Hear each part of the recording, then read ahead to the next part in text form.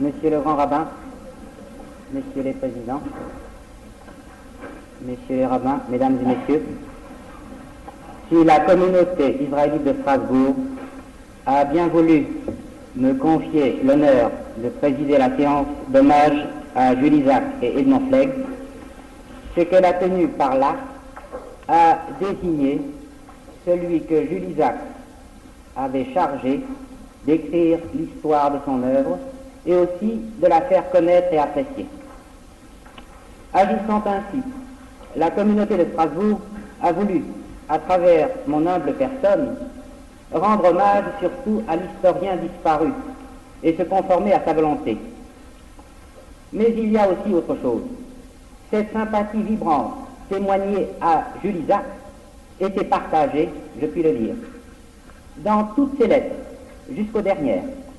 Jules Isaac parlait très fréquemment de ce qu'il appelait votre belle et grande communauté de Strasbourg, dont il attendait et espérait beaucoup. Et dans ses lettres aussi, lorsqu'il parlait de Strasbourg, il citait très souvent deux noms, celui du doyen Simon, celui du professeur André Neher. Il les citait avec une sympathie toute particulière qui donnait à croire que dans son esprit, ils occupaient une place très éminente. Ce sont les orateurs que j'ai le redoutable privilège de vous présenter ce soir. Lorsque je dis présenter, évidemment, on peut croire qu'il y a là quelque ironie, parce que qui pourrait parler de présenter des personnalités telles que celles qui vont nous parler ici tout à l'heure. La tâche pour moi est particulièrement difficile aussi pour deux raisons. D'abord, en raison de la stature de ces personnalités, et d'autre part, en raison, je ne le cache pas, des relations que j'ai eues et que j'ai encore avec eux. D'une part, les personnalités n'ont pas besoin, vous le savez, d'être présentées ni même introduites. Je ne me donnerai pas le ridicule de le faire, autant présenter François Mauriac ou André Malraux. Et d'autre part, pendant des années, j'ai été leur élève. J'ai vécu assez longtemps, je puis le dire, j'ai vécu jour pour jour avec eux en étroite communion intellectuelle. Et les liens qui se sont tissés à cette époque ne sont pas encore rompus aujourd'hui. Par conséquent, que faire? Fallait-il venir ici et en dire du mal? Mais alors j'aurais manqué à la vérité. Faut-il au contraire dire tout le bien que j'en pense? Mais alors on m'accusera de manquer de sincérité ou encore de manier très lourdement l'encensoir. Si bien que je me résigne simplement à évoquer à leur propos quelques souvenirs personnels qui peuvent peut-être expliquer en partie leur présence ici ce soir. Monsieur le doyen Simon, je suis connu de lui depuis très longtemps et il y a quelques années, voici une anecdote que je puis citer, je crois, qui suffira à expliquer un peu ce qui s'est passé jadis et ce qui se passe aujourd'hui. On se souvient qu'il y a de nombreuses années, monsieur le doyen Simon avait été décoré de la Légion d'honneur. Et à ce moment, bien entendu, tous les journaux parlaient de lui. On m'a rapporté cette histoire que je garantis authentique d'une vieille dame juive qui était en train de lire son journal et bien entendu de le commenter avec des amis. Elle regarde les dernières nouvelles, y voit la photo de monsieur Simon. Et voici ce qu'elle dit à sa voisine. Qui c'est donc ce monsieur Simon dont on parle tellement dans le journal? Je vois ici tous ses travaux, il y a toujours juifs, Israël, Israël, juifs. Qu'est-ce que c'est que ce goy qui s'occupe tellement des juifs? C'est certainement un antisémite. À cette anecdote, il y en a une autre, beaucoup plus récente, qui fait pendant. Elle s'est déroulée il y a peu d'années à La Chaux-de-Fonds, en Suisse. La communauté israélite de La Chaux-de-Fonds avait invité M. le doyen Simon à donner une conférence. À l'issue de la conférence, un dîner d'honneur avait réuni toutes les personnalités de la communauté autour de M. le doyen Simon. C'est pendant ce dîner que son voisin, qui était, je crois, le président de la communauté, lui glisse dans le creux de l'oreille. Et quelle est la situation à Strasbourg? On dit qu'il y a des gens s'est mêlé dans cette université de Strasbourg. Il y a des gens de toute croyance, de toute religion. Il y a peut-être encore même, paraît-il, un peu d'antisémitisme. Vous arrivez à bien vous entendre avec les chrétiens? Cette anecdote aussi, je la garantis authentique. Elle suffit non pas à peindre M. le doyen Simon, mais simplement le cheminement de sa réputation dans les milieux juifs. Et elle dit beaucoup. Je ne parlerai pas du professeur. Je parlerai quelques mots de l'homme que j'ai connu depuis longtemps. J'étais étudiant tout à fait débutant lorsque, à la faculté, il nous avait proposé une version latine, le pensum des débutants. Dans cette version latine, il était question de juifs qui s'agitaient, qui se disputaient à Rome au sujet d'un certain Christos.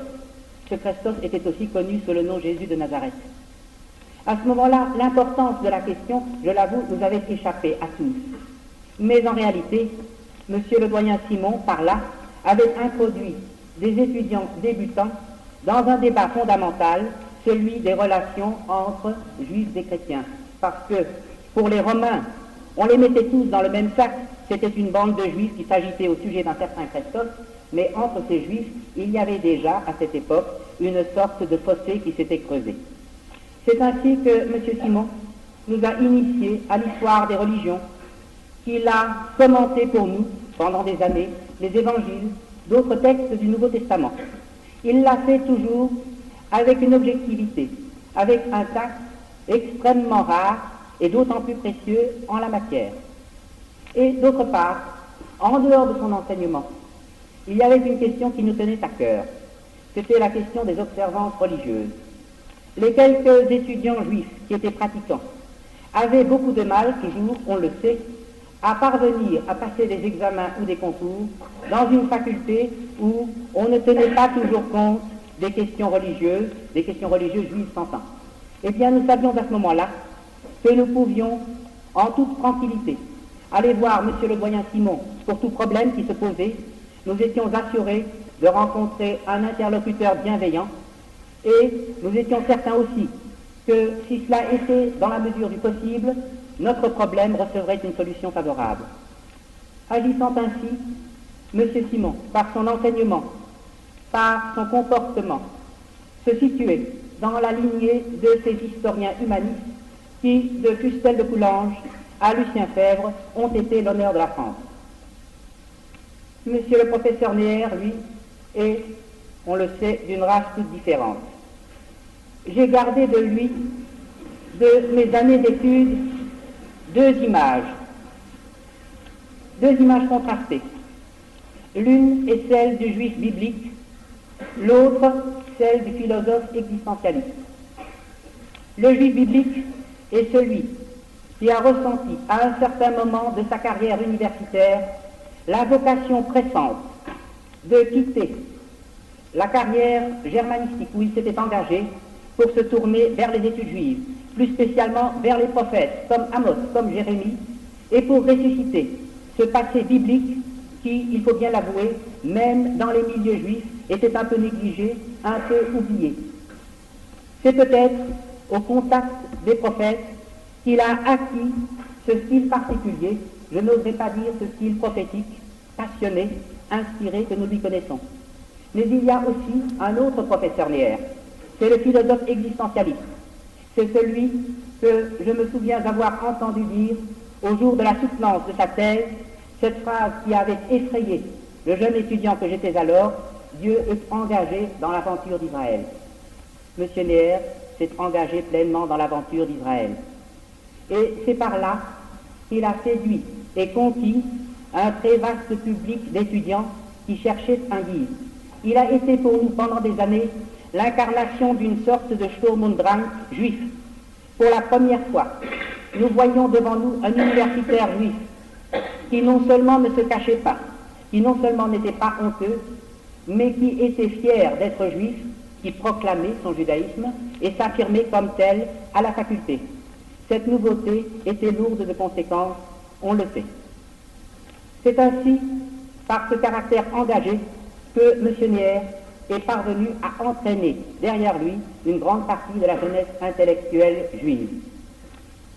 par ces quelques traits de caractère, j'ai montré, plus ou moins bien, que les deux orateurs de cette soirée, M. Simon comme M. Neher, présentent quelques traits communs avec les deux disparus auxquels nous rendons hommage. L'un, Jules Isaac, a été professeur, savant, pédagogue, mais étant historien, il le dit dans ses mémoires, il a pensé très tôt qu'il était nécessaire de sortir l'histoire de cette ornière qui fait d'elle la science des choses mortes, d'en faire au contraire une science de vie, la science de l'avenir, qui devait servir au bonheur des hommes. C'est ainsi qu'avant 1914 déjà, il écrivait des articles dans différents journaux sur les questions politiques brûlantes. Mais il dit aussi dans ses mémoires qu'à cette époque, il n'a pas eu beaucoup d'audience. Il dit « J'étais alors un petit professeur de lycée qui écrivait des articles dans des petits journaux que personne ne lisait. Et par conséquent, ceux-ci ne tiraient guère à conséquence. » Arrive alors la guerre de 1914. Il dit à ce propos « J'ai été pris, entraîné, comme un fétu de paille dans la tourmente. Mais je n'étais pas un simple fétu de paille. J'étais un fétu pensant et observant, et j'ai eu là une grande révélation. » Et c'est ainsi qu'il dit que dans l'enfer de Verdun, où il a été grièvement blessé en 1917, il a pris conscience pleinement d'une vocation nouvelle qui était de dire la vérité aux hommes. Il a vu combien l'histoire, même l'histoire officielle, mentait constamment, mentait sans arrêt sur tous les événements. Combien était grand l'abîme qui sépare la réalité de l'image qu'on veut en donner. Et alors, il s'est proposé une tâche nouvelle qui était de dire aux hommes la vérité, non pas simplement par amour de la vérité, mais aussi pour promouvoir la paix et l'amitié entre les hommes. Jules Isaac a été, pendant la plus grande partie de sa vie, avant tout un homme d'action, recherchant un objectif tangible, recherchant des résultats concrets. À cet égard, il est très différent d'Edmond Flegg, avec qui il présente pourtant tant d'affinités par ailleurs. Flegg, lui, appartient à une sorte d'intellectuelle très différente, elle aussi, de l'homme d'action qu'était Jules Isaac. Je me souviens avoir eu un premier contact avec lui à un conseil national de chefs éclaireurs qui a suivi la Seconde Guerre mondiale. Nous étions attablés un soir devant un très maigre dîner et en train de parler de questions très terre à terre. C'est alors que brusquement, il m'a coupé la parole en me disant « Est-ce que vous avez lu mon dernier poème ?» J'avoue que sur le moment, je n'avais pas compris cette distraction de notre président. Plus tard, je crois avoir compris peut-être. C'est que si les yeux de Flegg étaient fixés sur nous, s'il suivait notre action, son esprit était ailleurs. Il était dans un monde charmant, merveilleux, qui est celui des poètes et des prophètes. C'est pour cela que peut-être il n'était pas entièrement présent à cette conversation. Flegg appartenait à la catégorie des visionnaires qui peuvent apercevoir ce qui échappe encore aux autres et ainsi leur annoncer ce qui vient. Tels sont les deux hommes auxquels nous rendons hommage ce soir. Tous deux sont nés juifs, mais très éloignés du judaïsme. Ils ont beaucoup souffert et lutté pour le judaïsme. Grâce à leur talent, peut-être aussi grâce aux sacrifices qu'ils ont faits, ils ont eu le rare privilège d'entrer vivants dans la légende. Avant de les écouter eux-mêmes, quelques instants, écoutons donc les deux maîtres qui nous parlent d'eux.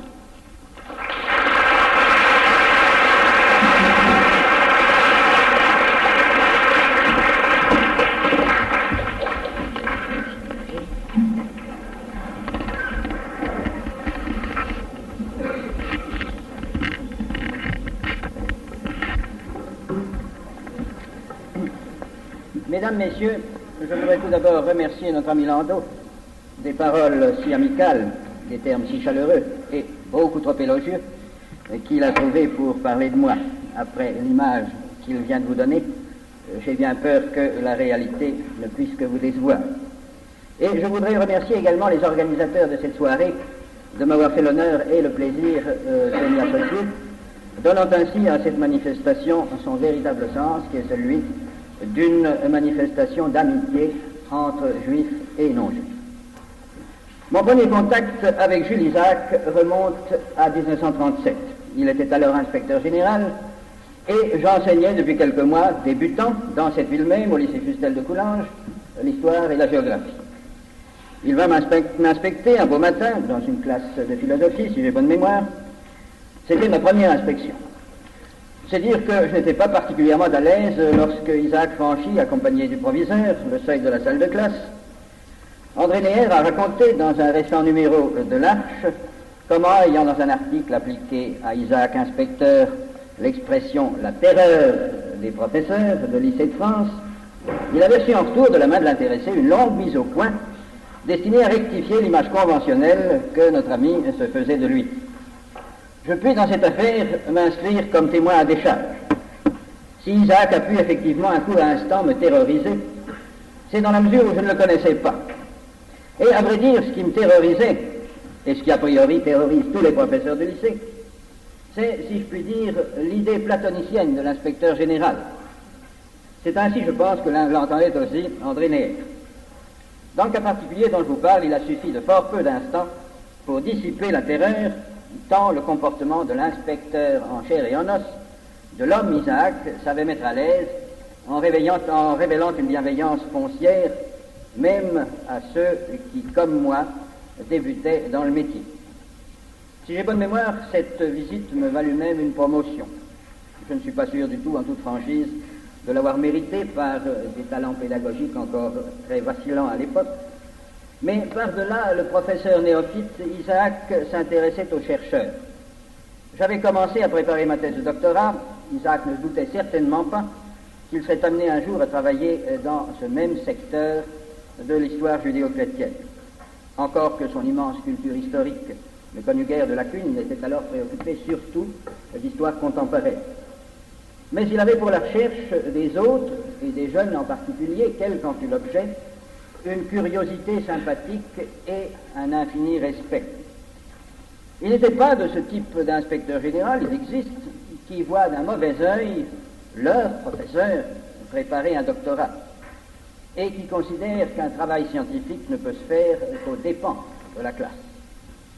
Isaac savait bien qu'un jour ou l'autre, à peu près certainement, je quitterais le lycée pour une faculté, que je serais par conséquent perdu pour l'enseignement secondaire, mais bien loin de m'en vouloir, il m'y encourageait, avec, m'a-t-il semblé, une petite pointe de regret, que les circonstances ne lui aient pas permis à lui aussi de faire une carrière dans l'enseignement supérieur.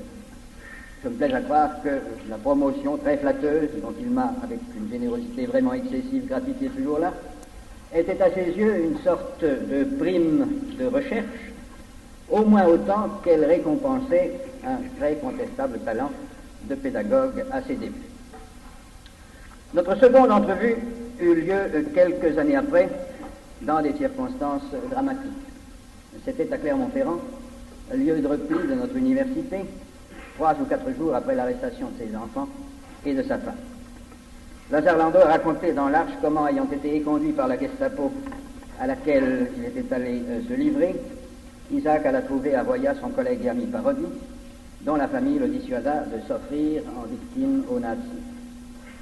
La visite qu'il me fit doit être postérieure à cette entrevue, car lorsqu'il sonna à ma porte un matin de ce sombre hiver 42-43, sa décision était déjà prise, il essaierait de survivre.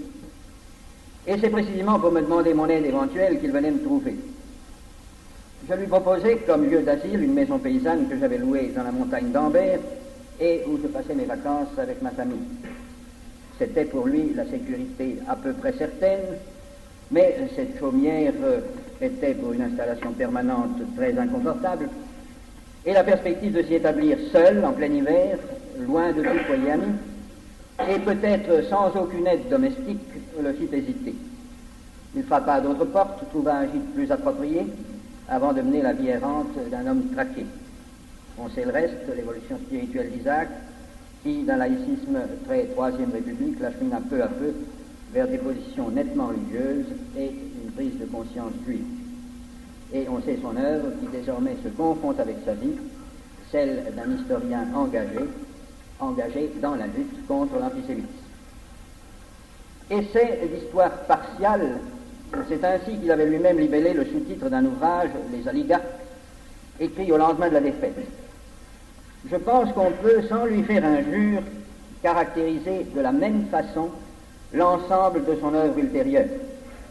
Car histoire partiale ne signifie pas, en l'occurrence, histoire fausse, injuste ou déformée. Cela signifie une histoire qui prend parti, une histoire qui appelle les choses par leur nom et qui n'hésite pas, le cas échéant, à formuler nettement, durement, des jugements de valeur, à appeler le bien bien, le mal mal, le vrai vrai et le faux faux. Et il est des cas à coup sûr où l'historien a le droit et peut-être le devoir de sortir de son impassibilité, d'être autre chose qu'un simple témoin, soucieux uniquement d'enregistrer les faits avec exactitude. Il peut parfois se faire juge. On parle volontiers du tribunal ou du verdict de l'histoire. Qui donc siégerait dans ce tribunal? Qui rendrait le verdict, sinon l'historien lui-même, après avoir objectivement, sereinement instruit le dossier?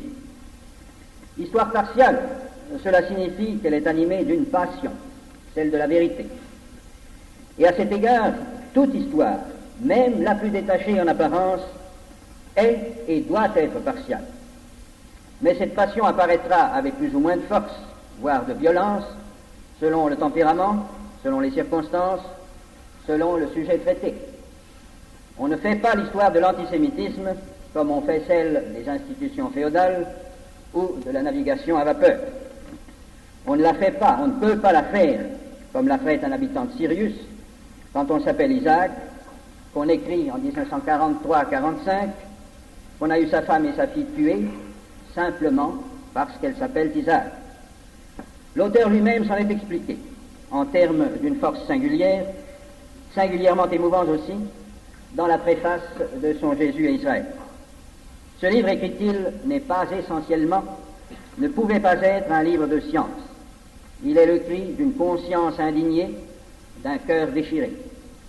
Toutefois, s'il n'est pas scientifique en son essence, il l'est par son infrastructure, par ses méthodes d'information et de discussion, je crois pouvoir dire par sa probité stricte. Probité et partialité, celle-ci entendue comme l'entend Isaac, et comme j'ai essayé de la définir, bien loin de se contredire et de s'exclure réciproquement, ne sont en définitive, me semble-t-il, que les deux aspects complémentaires d'une même attitude fondamentale. L'une consiste, pour parler avec Cicéron, à ne jamais rien oser dire de faux, nequid falsi dicere audeat, et l'autre à ne jamais hésiter à dire le vrai, nequid veri non audeat. Deux ouvrages majeurs, complétés par toute une série d'autres travaux d'inspiration identique, servent de fondement à l'œuvre historique d'Isaac.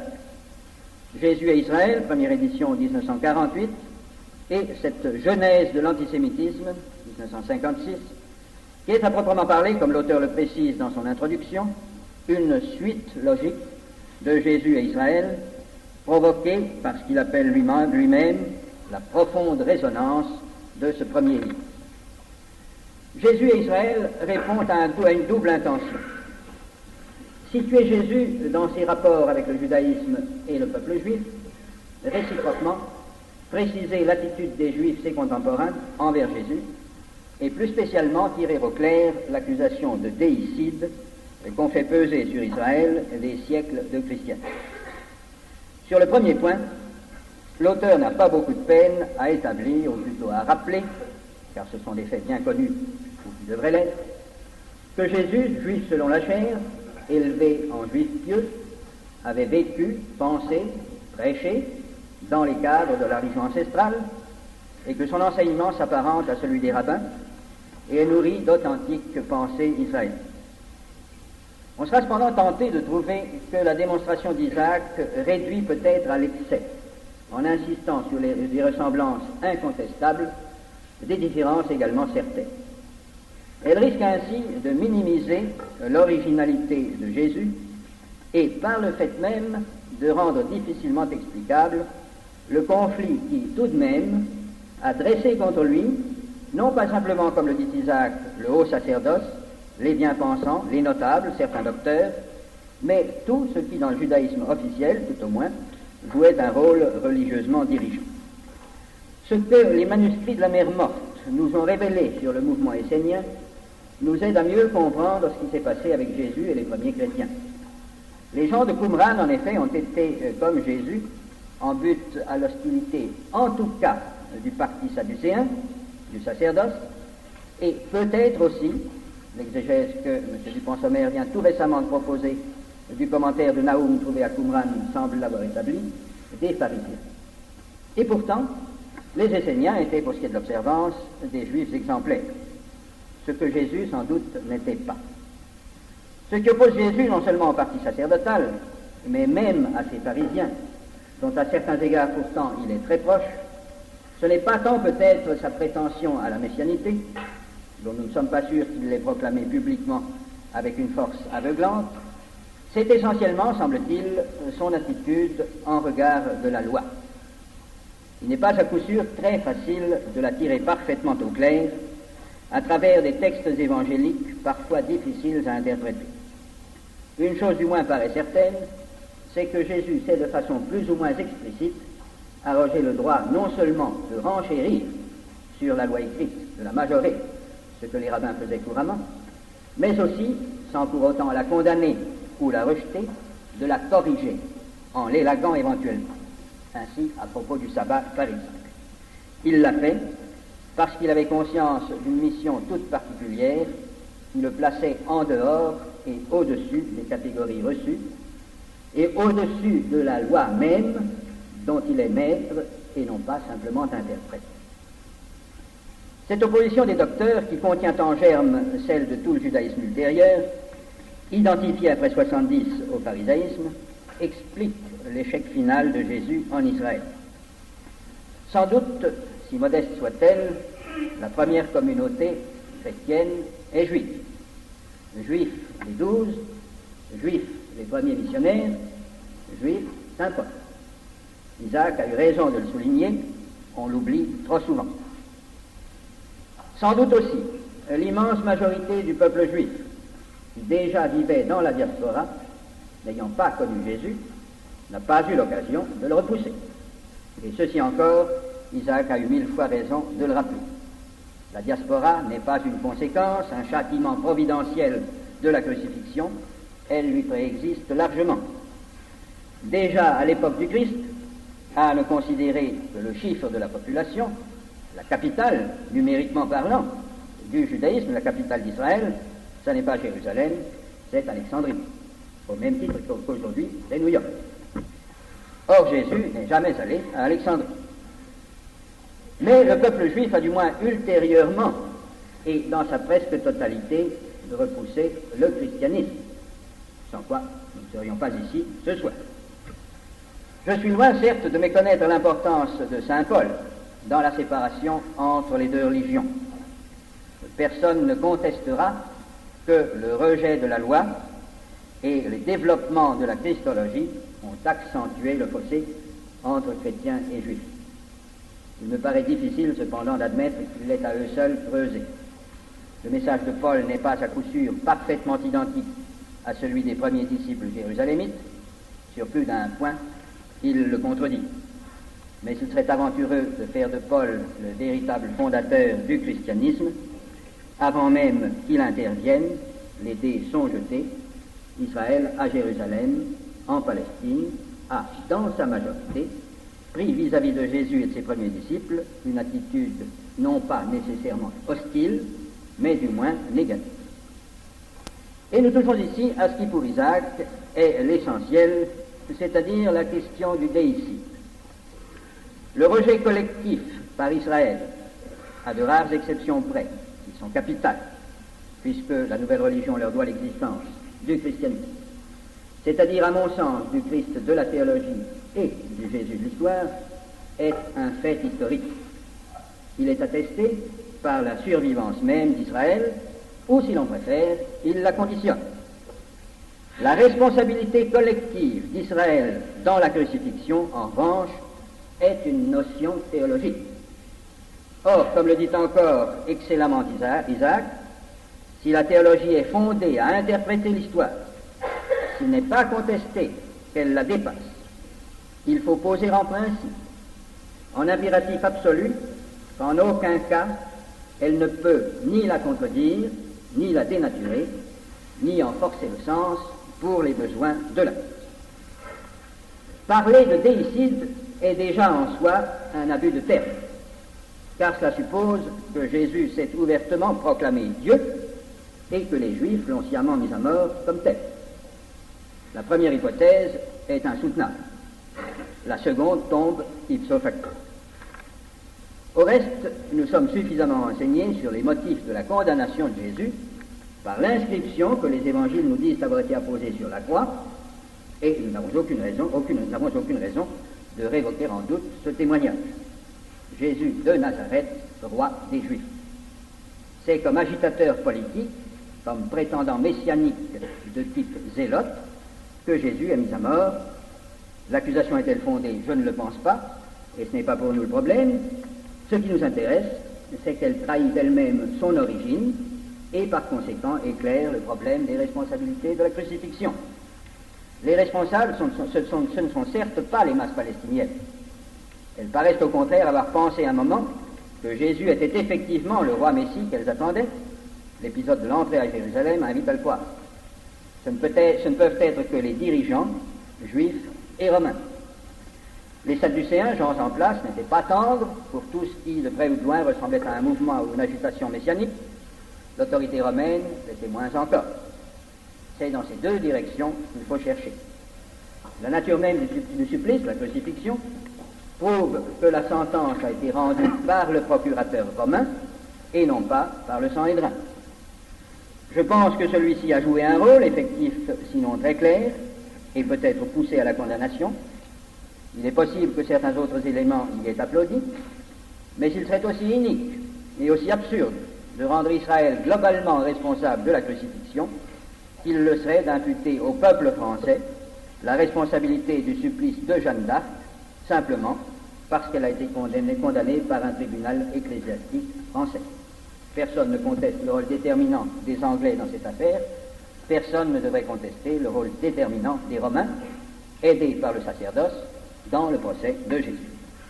C'est l'immense mérite d'Isaac de l'avoir rappelé avec toute la force et l'insistance nécessaires.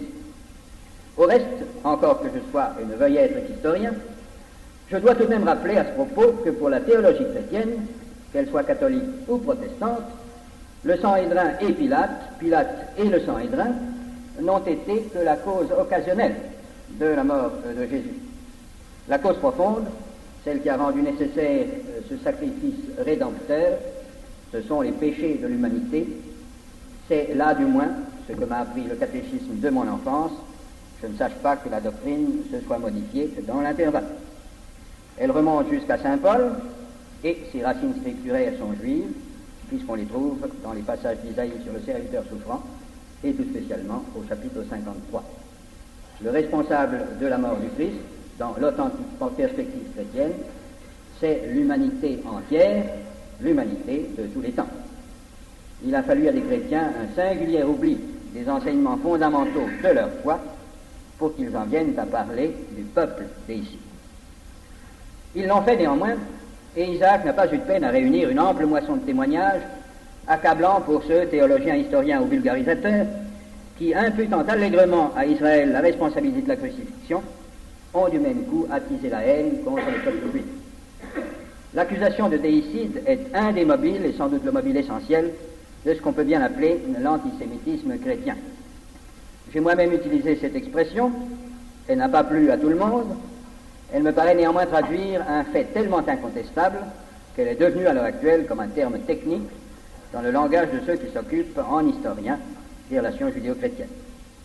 Tout l'effort d'Isaac dans Jésus et Israël, et surtout dans Genèse de l'antisémitisme, de même que dans ses œuvres mineures, vise d'une part à établir l'existence, l'importance et les caractères spécifiques de cet antisémitisme chrétien, d'autre part à démontrer qu'il est au point de départ des atrocités nazies, des camps de concentration et des fours crématoires.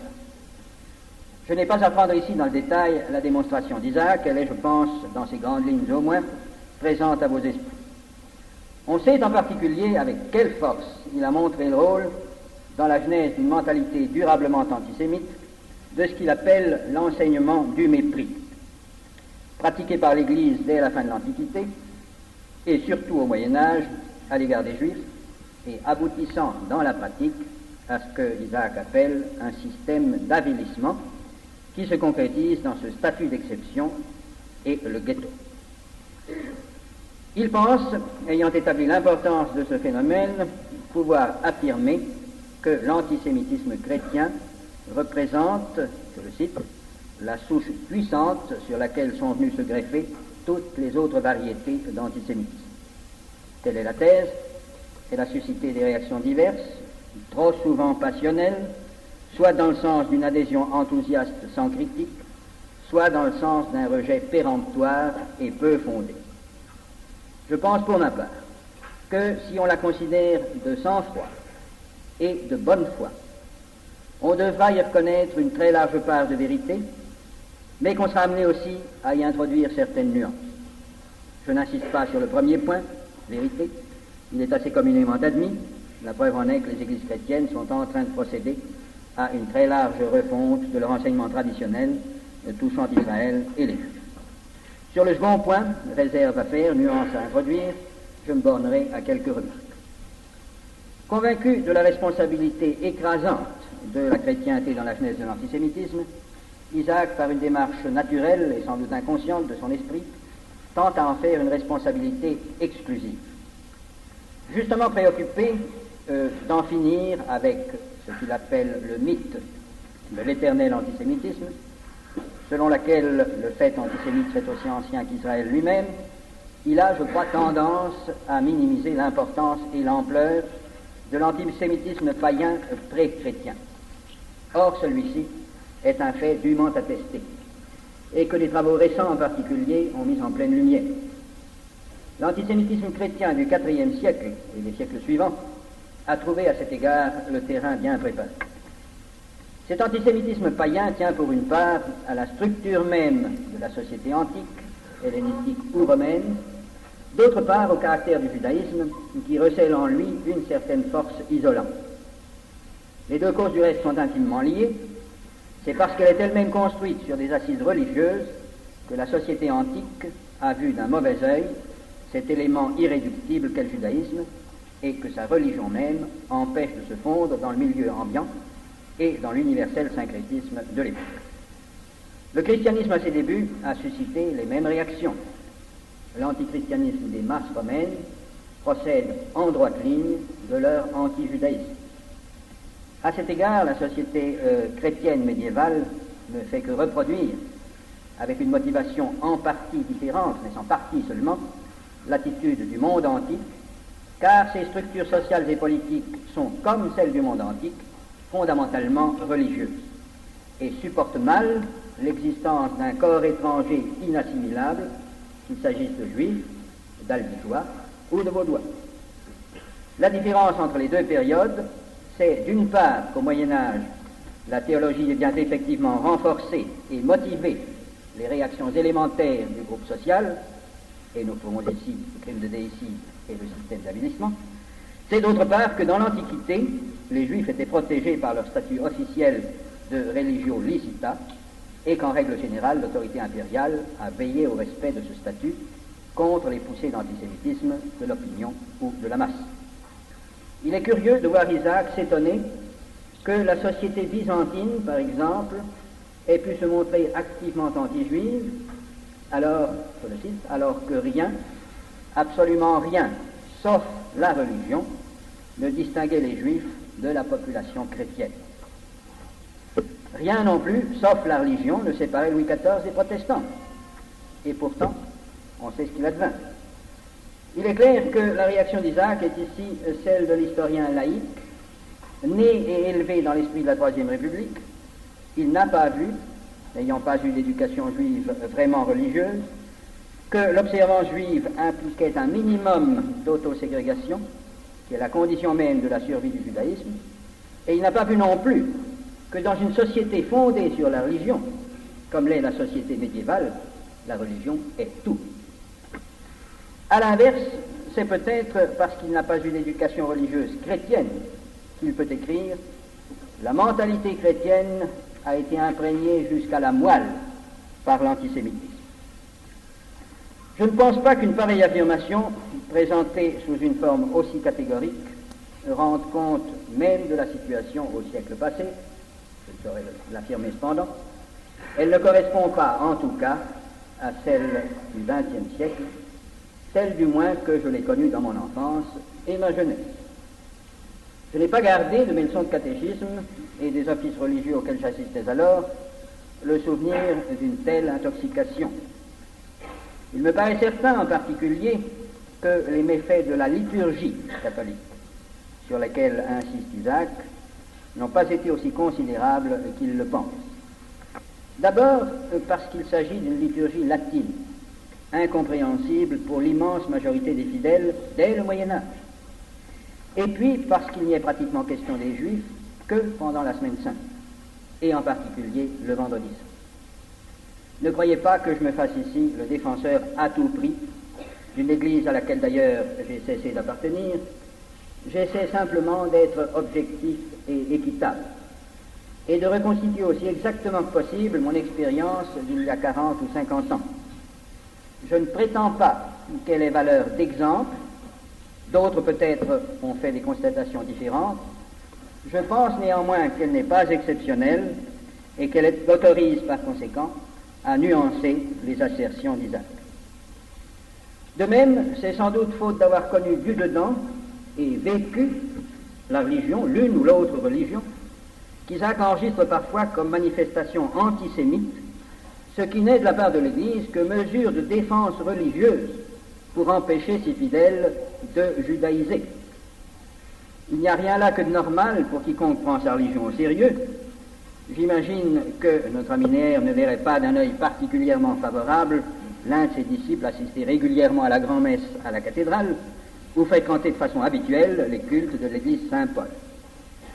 Même la controverse théologique anti-juive, celle qui s'efforce de démontrer la supériorité du christianisme sur le judaïsme, n'est pas nécessairement et par nature antisémite. Elle peut à coup sûr le devenir, et trop souvent elle l'a été. Mais c'est pour le christianisme une nécessité interne, précisément parce qu'il est issu du judaïsme, de se définir par rapport à lui et par opposition à lui. Tout comme c'est une nécessité pour les diverses églises chrétiennes de se définir par rapport et donc par opposition les unes aux autres. Toute apologétique est à ce prix. Force est de le reconnaître, à moins de contester la légitimité même de l'apologétique. Ce qui est capital, c'est la manière, c'est l'esprit dans lequel on expose et interprète les divergences. Dans la chrétienté désunie d'aujourd'hui, un protestant peut être pour un catholique un hérétique abominable, il peut être aussi un frère séparé. De même, peuple déicide et maudit, perfidia judaïca, c'est une façon de constater que les juifs ne sont pas des chrétiens et d'expliquer pourquoi ils ne le sont pas. L'autre façon, la seule légitime, c'est de parler du mystère d'Israël et de la lignée spirituelle d'Abraham qui englobe chrétiens, juifs et musulmans. Si à l'heure actuelle, c'est de plus en plus le respect et la sympathie qui l'emportent dans les relations interconfessionnelles, cette évolution procède de causes multiples que nous n'avons pas à analyser ici. Si en particulier l'optique des églises chrétiennes en ce qui concerne le judaïsme s'est profondément modifiée au cours des années récentes, le nazisme à coup sûr et la réaction d'horreur suscitée par ces atrocités y est pour beaucoup. Mais il a fallu aussi l'action déterminante de quelques hommes, au premier rang desquels militait Jules Isaac, inspirateur des propositions de Seelisberg, animateur de l'amitié judéo-chrétienne, champion et pèlerin infatigable de la vérité et de la justice. Il a eu la joie, avant de mourir, de voir éliminer de la liturgie catholique du Vendredi Saint la mention de la perfidie juive. Il est parti trop tôt pour entendre le Concile du Vatican proclamer que le peuple juif n'est ni déicide ni maudit. Il aurait pu, à juste titre, saluer cette proclamation comme une victoire personnelle. Sans son courage, sans son obstination, nous n'en serions peut-être pas encore là. Beaucoup, certes, reste à faire. Une victoire n'est jamais définitivement acquise, surtout lorsqu'elle a été remportée sur des siècles de préjugés accumulés. Mais en matière de relations judéo-chrétiennes, comme sur beaucoup d'autres points, on peut espérer, on peut penser que le mouvement est irréversible. Plus que tout autre, Jules Isaac a contribué à le déclencher. Il a droit à la reconnaissance infinie des Juifs. Je serais tenté de dire qu'il mérite au moins autant celle des chrétiens, pour les avoir amenés à cette révision fondamentale et obligés ainsi de reconnaître qu'un antisémitisme chrétien est doublement monstrueux, parce que le christianisme ne devrait pas connaître la haine, et parce que, s'attaquant aux Juifs, c'est au christianisme même qu'il s'attaque en définitive, puisqu'aussi bien Jésus était juif et que l'Église est fille de la synagogue.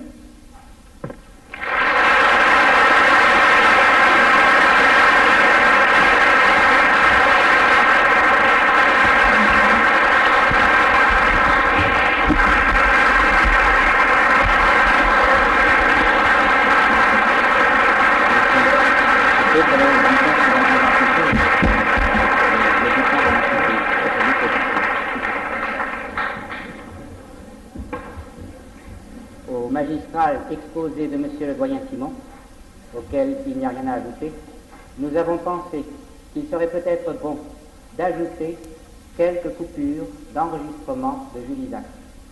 Nous les avons choisies dans l'intention de présenter ce soir quelques traits particulièrement significatifs, non seulement de sa pensée, mais aussi du climat actuel. Le premier de ces enregistrements concerne la conception de l'histoire telle que l'a pratiquée Jules Isaac. Monsieur le doyen Simon a parlé tout à l'heure d'histoire partiale. C'est en effet un reproche majeur qui a été adressé à Jules Isaac, notamment par les théologiens conservateurs catholiques et par d'autres aussi, de pratiquer ouvertement l'histoire tendancieuse. À cette objection, voici ce qu'il répond.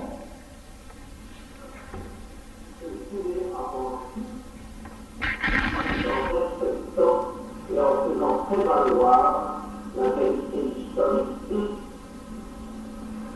c'était toucher les esprits et les cœurs.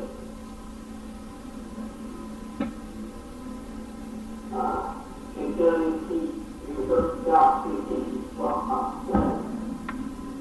Je suis disponible de l'histoire partielle.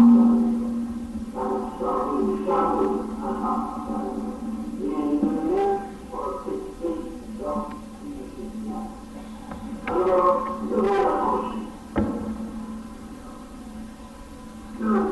Ce moteur ne débouche pas, qui se montre qualifié avec séparation, pour dire que séparation comme subordonnée à une passion suivante, qui est celle de la vérité.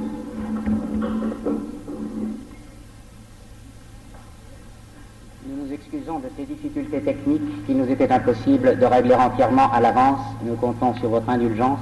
La deuxième phrase de Jules Isaac que nous avons réservée pour cette soirée concerne l'accusation capitale de déicide. Jules Isaac a proclamé avec force pendant 20 ans que les Juifs ne sont pas un peuple déicide, qu'ils n'ont presque aucune responsabilité dans la crucifixion de Jésus. Mais alors, cette responsabilité, qui est-ce qui la porte? C'est que, pour parler de ces chapitres, notamment dans le chapitre de l'Évangile de Johannes, il a parlé avec évidence de ce qu'il a fait.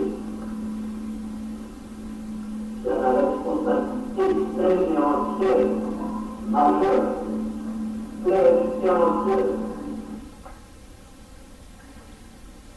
La dernière phrase que nous avions sélectionnée de Jules Isaac est peut-être la plus poignante. J'espère aussi qu'elle sera plus audible que les précédentes. Elle concerne ces impressions son sentiment, sur son œuvre, sur la lutte de sa vie, peu de temps avant sa mort. Résultat que Jésus obtenir par notre persévérance, par les écrits, par les démarches. Supplice approuvé, que j'ai passé aujourd'hui.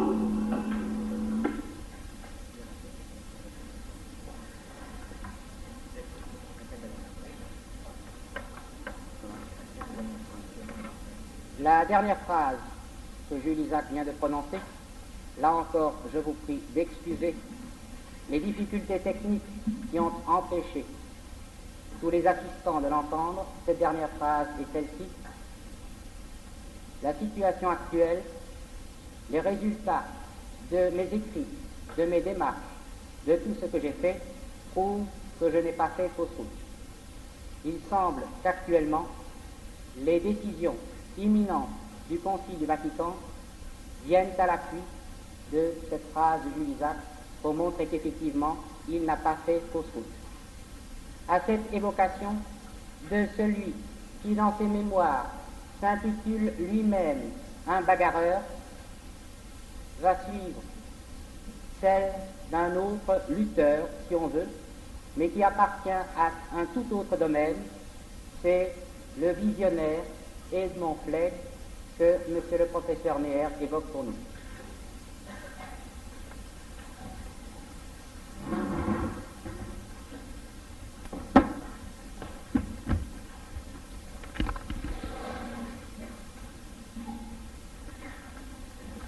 Jules Isaac à Edmond Flegg, en effet, la transition est aisée. Tous deux ont été des hommes de pensée, et aussi, même Edmond Flegg, des hommes d'action. Tous deux ont été, n'est-ce pas, les maîtres de notre génération. Tous deux ont connu des aventures juives, une découverte de plus en plus intense et plus profonde de ce judaïsme qu'au début, ils ignoraient presque complètement. Tous deux ont connu une souffrance personnelle, au moment le plus tragique de l'histoire juive en notre siècle, et tous deux ont su transfigurer cette souffrance personnelle en action altruiste. Il y a des différences aussi, certes, entre Jules Isaac et Edmond Flegg, ne serait-ce que cette différence de style, Jules Isaac taillant dans le roc sa phrase d'un seul bloc, et Edmond Flegg lançant dans un univers musical des phrases et des propositions qui se filochent. Mais surtout,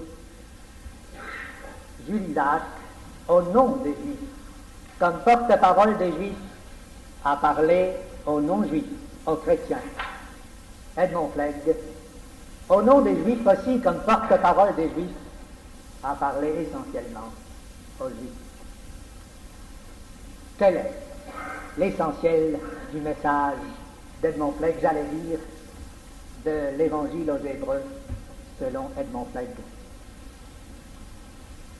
Toute la vie, toute la pensée d'Edmond Flegg a été, me semble-t-il, le refus de deux tentations fondamentales. La tentation d'être comme les autres et la tentation de désespérer. Mais il ne s'agissait pas seulement pour Edmond Flegg de refuser d'être comme les autres et de refuser de désespérer selon ce langage musical qui était le propre de l'artiste qu'était Edmond Flegg et du poète qu'il était. Ce ne sont là que des actes mineurs. Et il s'agissait encore de transposer en majeur la contrepartie de ce refus. Non seulement refuser une tentation, mais après le refus, conquérir positivement un contenu nouveau. Ne pas être comme les autres, donc être juif. Mais en étant juif, être ce que sont tous les autres. Être plus que sont les autres. Ne pas désespérer. Mais en espérant, faire de l'espérance la doctrine du judaïsme et la doctrine du monde. Première tentation, être comme les autres. Il eût été facile en effet pour Edmond Flegg, qui à la fin du XIXe siècle venait de Suisse, à Paris tout jeune, avait l'âme d'un poète, l'âme d'un artiste, était agrégé d'allemand et s'orientait vers une carrière dans l'enseignement. Il eût été facile à ce poète de se laisser séduire par la poésie française qui l'entourait de devenir un grand poète de France uniquement. Il eût été facile aussi de se laisser séduire par le christianisme, par le monde laïque, par tous ceux dans quoi il avait été élevé qui faisaient le décor de sa vie. Il ne connaissait guère ou rien du judaïsme. Comme pour Jules Isaac, ce sera l'affaire Dreyfus qui provoquera le choc, le réveil de conscience. Comme pour Jules Isaac aussi, ce sera un ami chrétien, Charles Péguy, qui orientera le juif Edmond Fleck vers le judaïsme. Et à partir de ce moment, c'est le refus intégral, profond de cette tentation. Non, ne pas être chrétien, non, ne pas être laïque, être français, mais être juif aussi. Et d'étape en étape, dans toute cette première partie de la vie et de l'œuvre d'Edmond Flegg, depuis la fin du XIXe siècle et jusqu'en 1939 peut-être, 1936, une soirée, il l'a raconté, où une fois de plus il ouvrait le petit poste de radio, ce sont les premières pages, que nous de l'Espérance, il allait entendre encore une fois un discours de Hitler. Jusqu'en 1936, dans toute cette première partie de la vie d'Edmond Flegg, ce sera positivement un effort, non seulement d'échapper à la séduction qui de moins en moins s'exercera, mais de donner un sens positif à sa reconquête du judaïsme. On peut dire que l'œuvre de Flegg, dans cette première partie de sa vie, c'est un effort de rendre majeur le judaïsme. Je disais tout à l'heure dans le sens musical du terme, mais aussi dans son sens tout concret.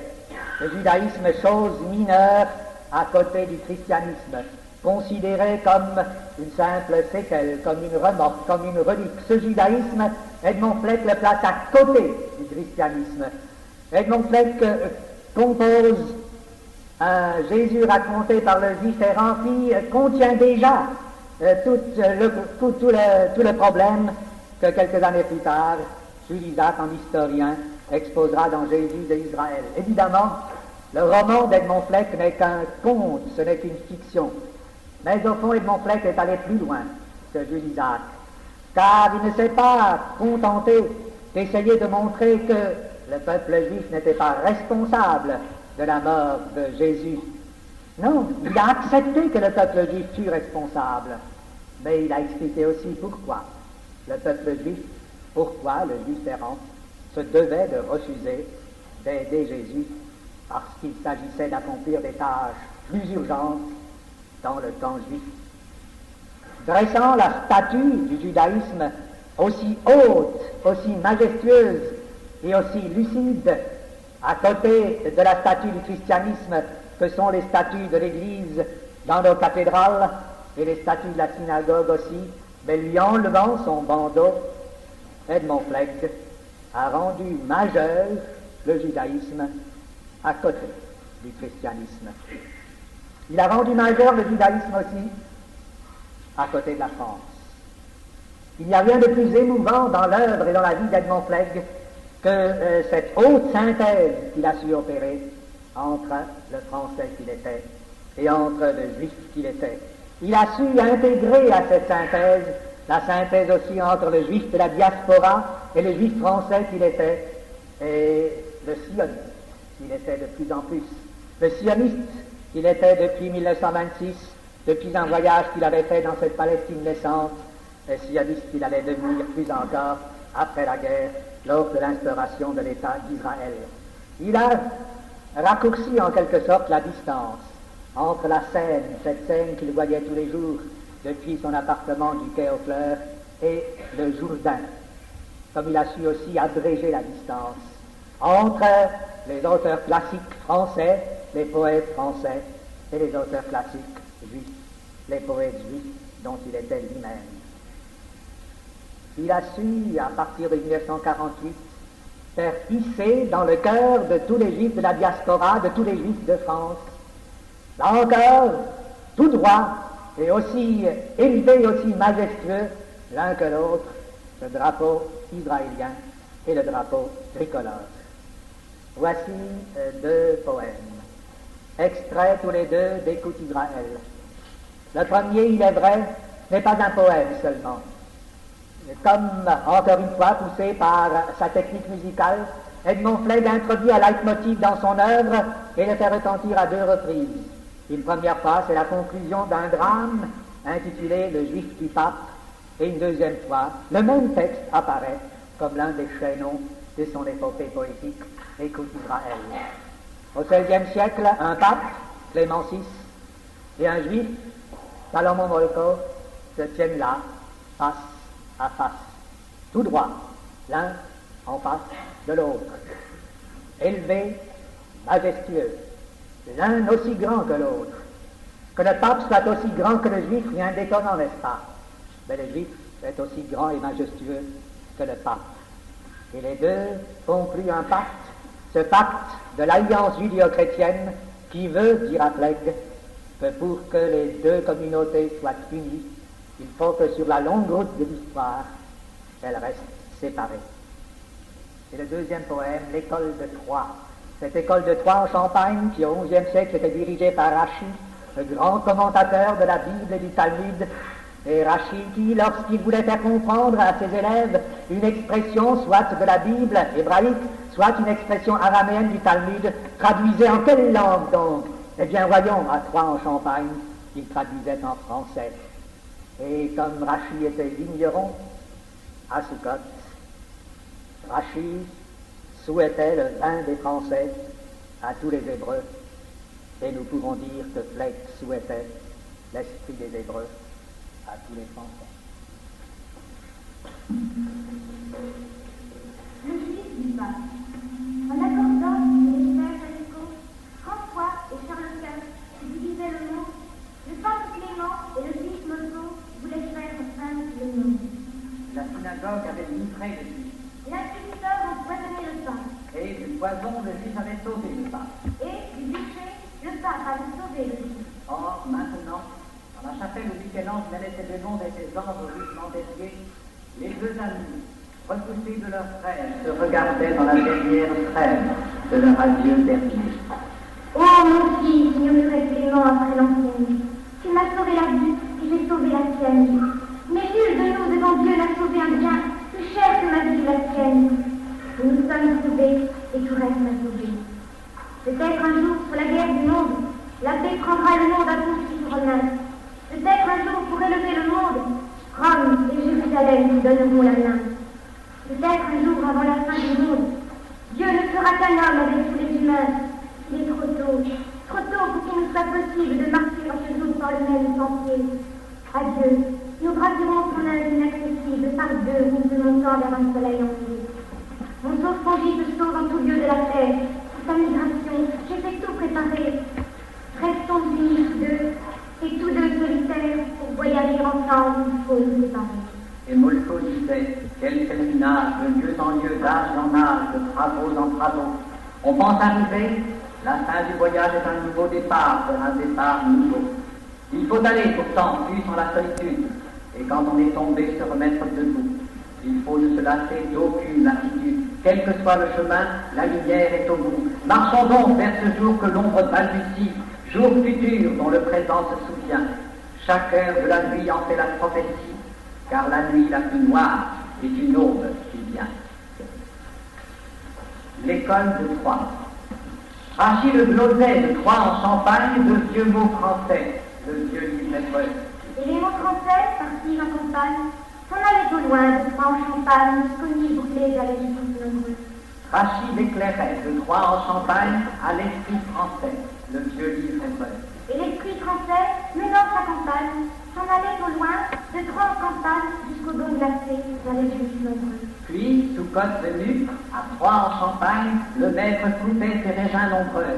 Et, vivant la joie dont Dieu s'accompagne, Rachid souhaitait de Troyes en Champagne sous vin de français en tous les jours.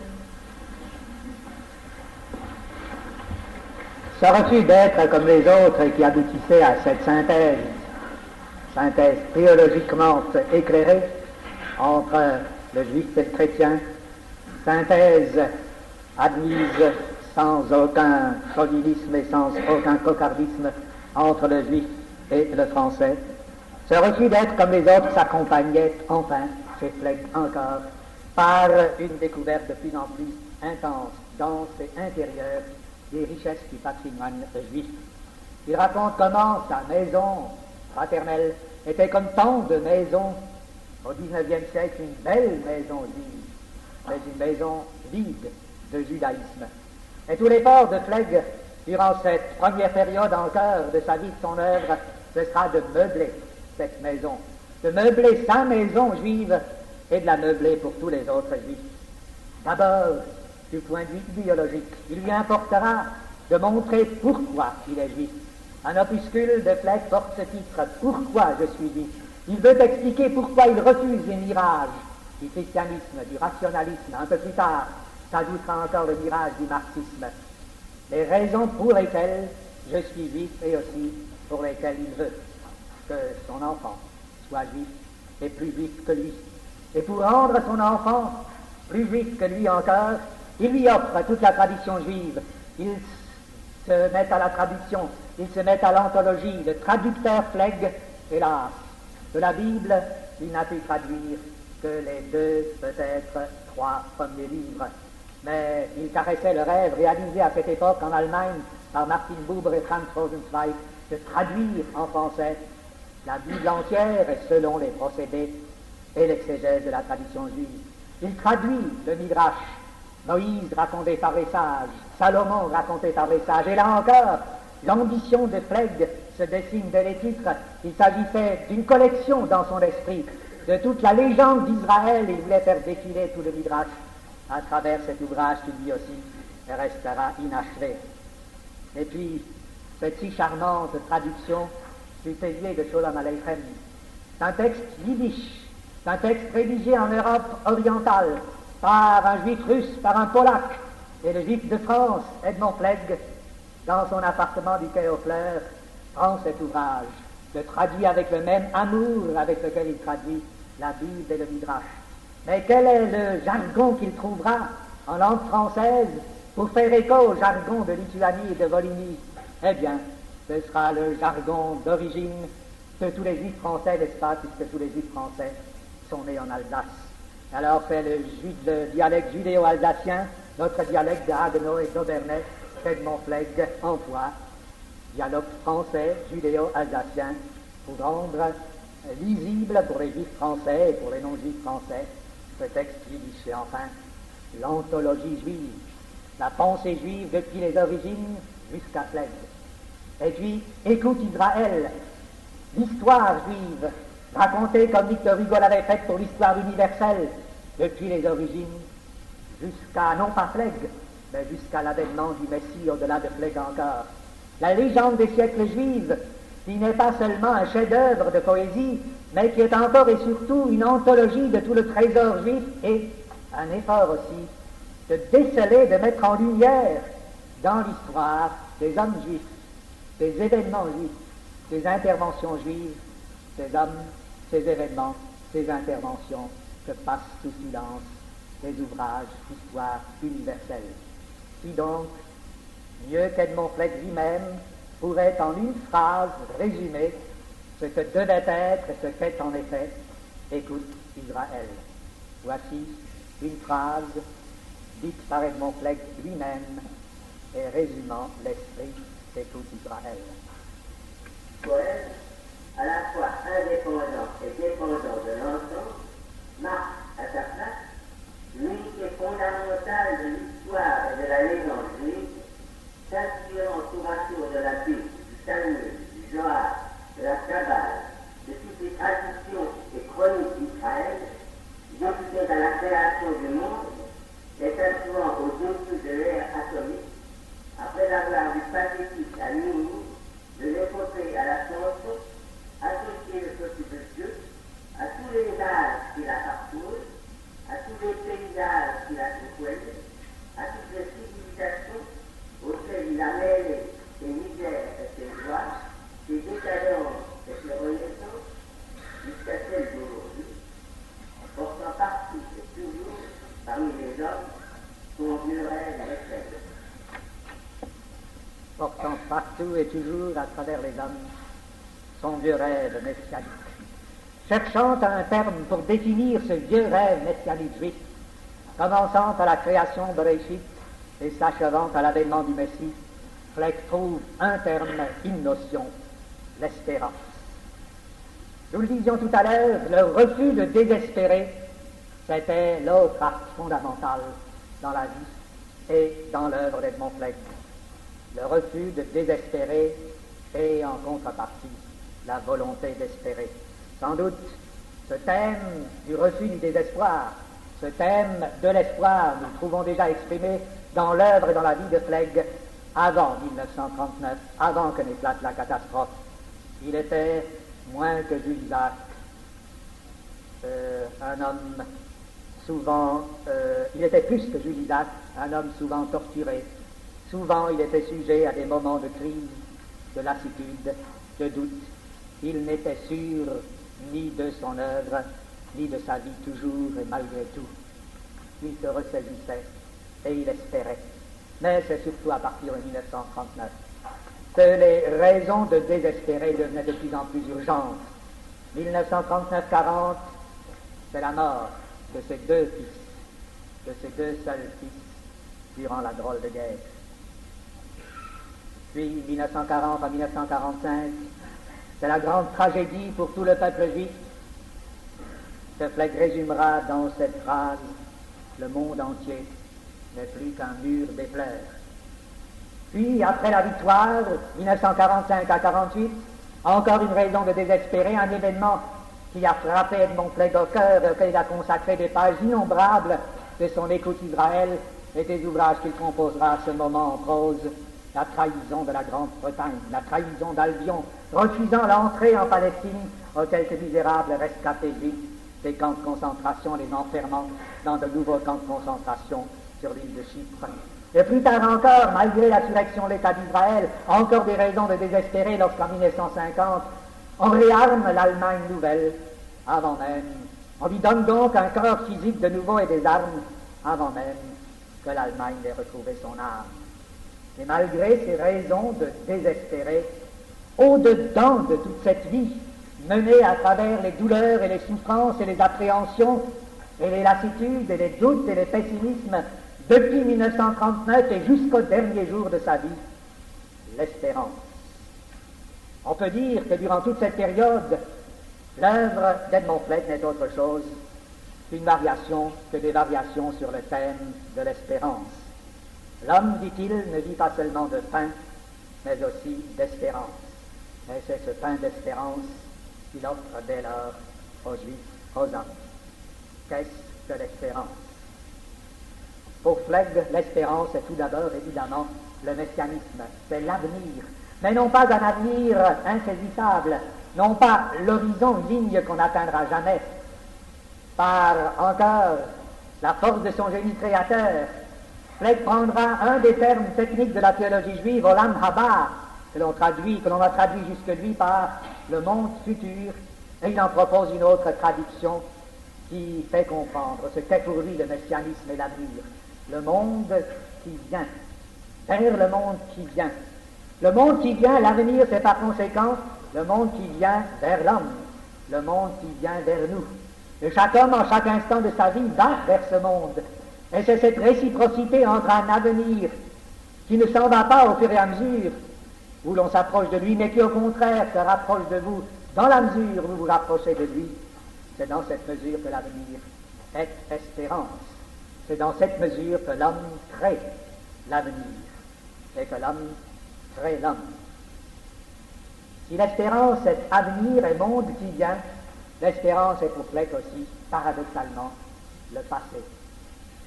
Là encore, une expression poétique employée par Edmond Flegg et qu'il a choisi comme titre des toutes dernières pages qu'il a rédigées, qu'il a publiées et qui constitue le dernier chapitre du volume Vers le monde qui vient, qui a paru il y a 3 ans.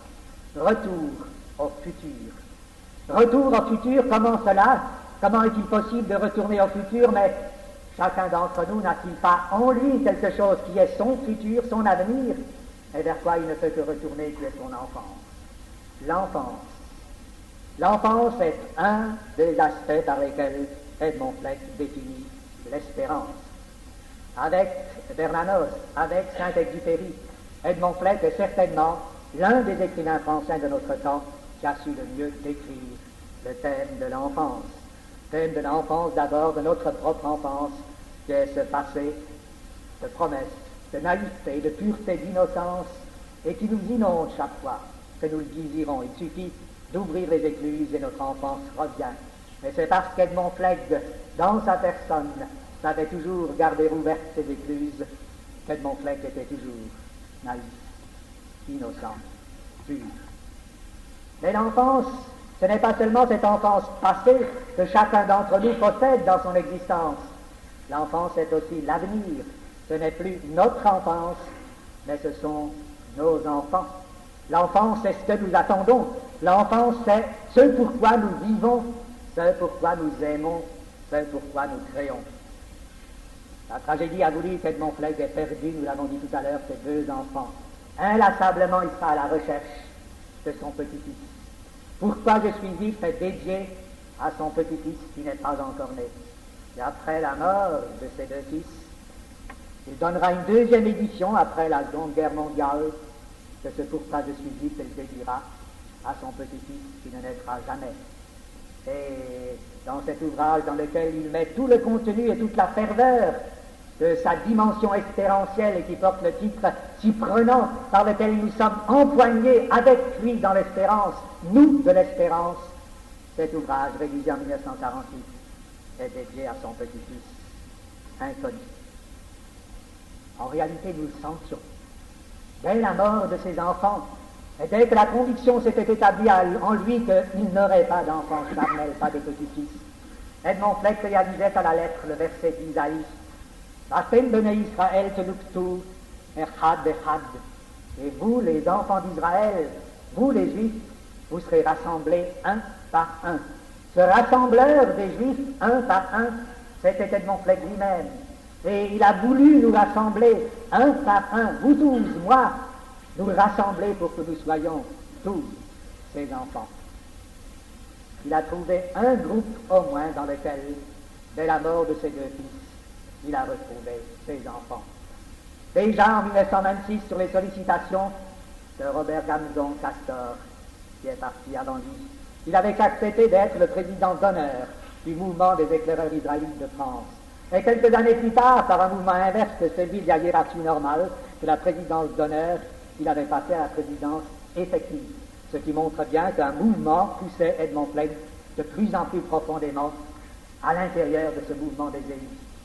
Et en 1940, 41, 42, les éclaireurs israélites de France seront avec Edmond Flegg qui leur conseillera d'entrer dans la clandestinité, de créer des massifs. Oui, ce pacifiste absolu conseille à des Juifs de prendre des armes et de lutter contre le mal. Voici deux textes. Une miniature d'Écho d'Israël, thème de l'enfance. Edmond Flegg a composé un roman dans lequel il raconte la crise du jeune juif séduit par le christianisme et s'éveillant au judaïsme. Il l'a intitulé « L'enfant prophète ». Et faisant musicalement pendant à ce conte, à ce récit « L'enfant prophète », voici une miniature, l'enfant prophète, Samuel, le prophète biblique enfant. Et puis ensuite, une page de prose extraite de Nous de l'espérance, Flegg et ses enfants les éclaireurs.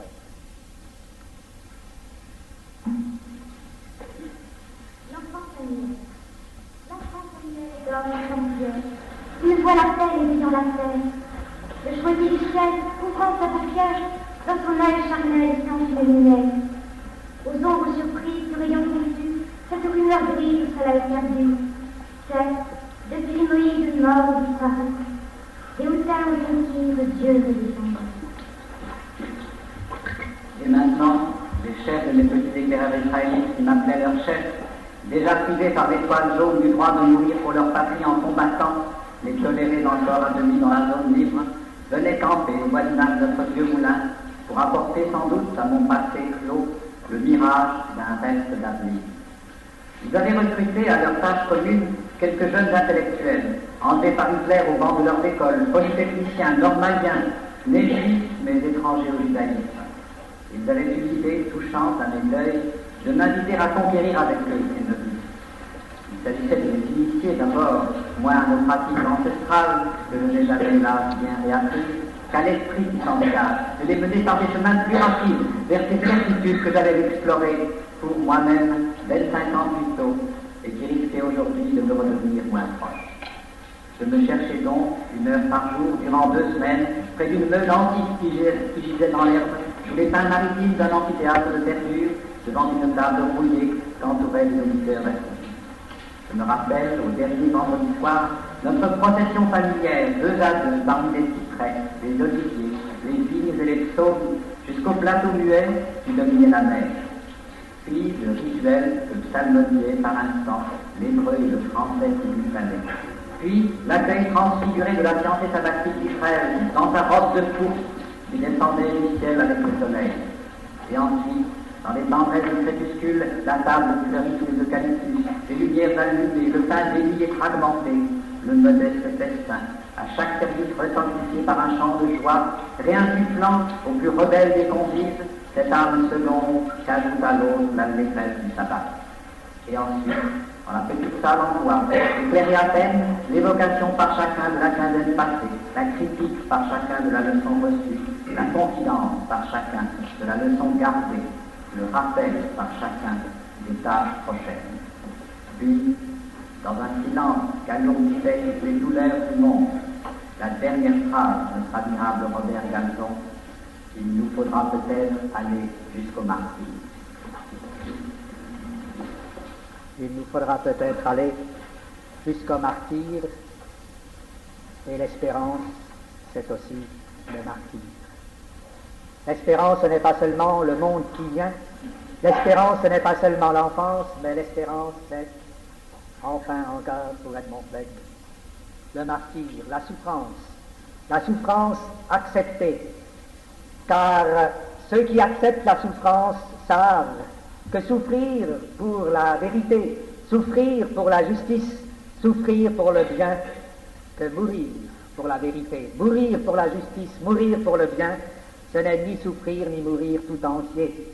Il y a un reste, il y a une promesse, il y a cette justice et cette vérité et ce bien pour lesquels on souffre et pour lesquels on est mort et qui se réaliseront.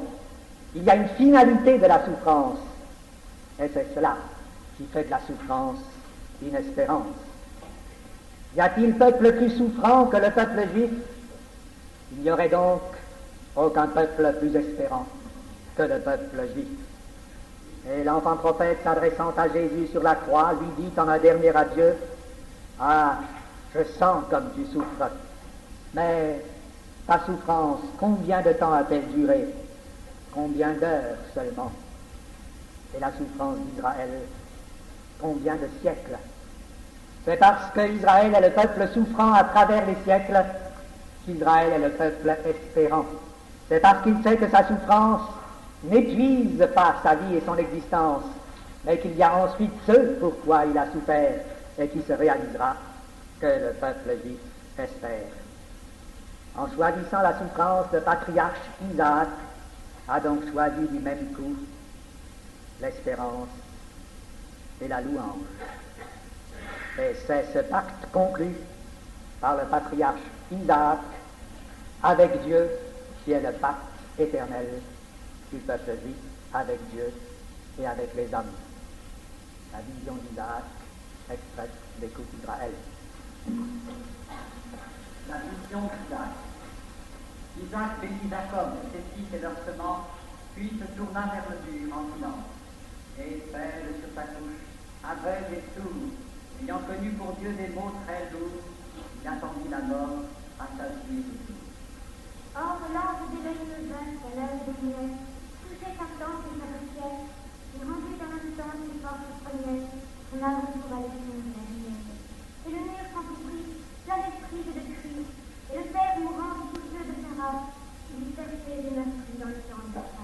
Et sur les bords des mers, sur les fleuves clairs, sur les monts et les plaines et les îles lointaines, et tout au long des ans sur les jours ondoyants, et tout au long des âges sur les siècles sauvages, le Père se penchait pour écouter la plainte qui montait de sa postérité.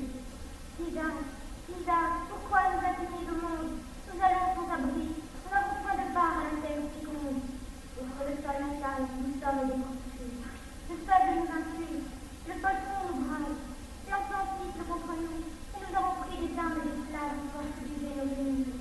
Au long du chemin, nous cherchons des frères, et nos pas en lambeaux ne sont renseignants des séculaires que bûcher pour flambeau. Et nous levons au ciel les mains épouvantés, sans qu'une main d'en nous vienne secourir.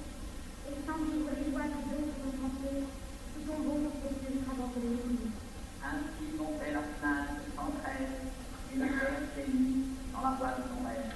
Tu leur avais promis, Seigneur, après ma mort, un pays de palmier au cou de l'huile d'or. L'ont-ils déjà perdu? Le cherchent-ils encore? Comme ils ont dû pécher pour éviter leur sort. Lorsque mon Goriane, si volontaire, sous l'envoi se plier, j'offrais ma gorge au couteau de mon père. Par ton ange, Élohim, mon corps s'est dédié.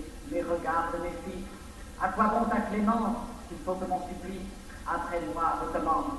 Alors Dieu dit au moribond, Isaac, si pour tes fils ta douleur le demande, je puis, épargnant l'épreuve trop grande, choisir une autre chair et y marquer mon nom.